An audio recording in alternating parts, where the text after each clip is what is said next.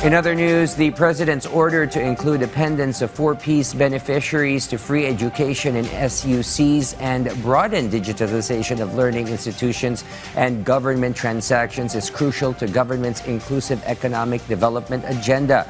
Hence, another financial assistance program is up for grabs to deserving indigent students seeking higher learning in private institutions, which our Harley Valbuena covers in this report.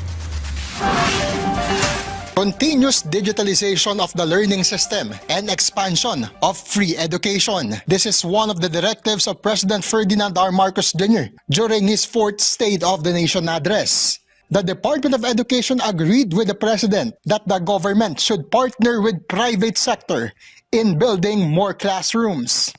Siguro in the next 5 to 10 years, we can build around over 100,000 classrooms. At yan ang tinutukoy ng ating mahal na Presidente. In utilizing modern technology in education, Angara said the DepEd has already delivered gadgets to around 46,000 public schools, including computers, laptops, and smart TVs, complemented by free Wi-Fi and free load contained in distributed Bayanihan SIM cards.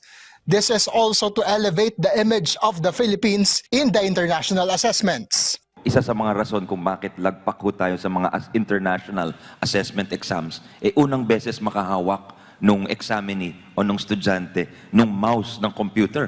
Kaya isang oras hindi niya masagot yung mga questions sa tanong. So ngayon, lahat nung kumuha nung PISA exam last year, binigyan po namin ng computers. So walang makakasabi na siya ay hindi marunong gumamit ng computer dun sa computerized exam. Sobrang makakatulong po to kasi po nag-aagawan po yung mga internet ng mga teachers kasi po sabay-sabay po yung paggamit nila. Lalo na po kapag bumabagyo or may mga calamities po na dumadating kapag wala pong classes. Nakakatulong po ito sa amin for our online class. Doon sa mga nahihirapan bumili ng mga gadgets ganon or wala silang pambili kasi nga dahil na rin sa dala ng kahirapan nila, mas mapapadali po or mas marami pa pong mga mabibigyan ng tsansa na mapag-aral ng mabuti at mapagtapos po. In the President's push for making senior high school students ready for employability, the Technical Education and Skills Development Authority or TESDA said they have already assessed 175,000 senior high students and they are given national certificates. Meron ho tayong assessment na ginagawa para sa mga senior high school students para meron na ho silang NC2 or NC3 man kung yun ang gusto nila.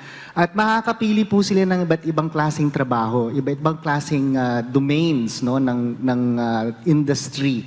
On the directive of prioritizing members of Pantawid Pamilyang Pilipino Program or 4Ps for free tertiary education, Commission on Higher Education explained that next year they will be given 20 billion pesos budget to include in the program over 500,000 qualified poor students. Under the Unified Student Financial Assistance System for Tertiary Education or UNIFAST Act, student beneficiaries receive 20,000 pesos subsidy per academic year for state universities and colleges and 27,000 pesos for private higher educational institutions. Ang mithiin ng ating Pangulo na every single household sa listahanan who belongs to the poorest of the poor ay sana man lang may graduate ng tech walk or college.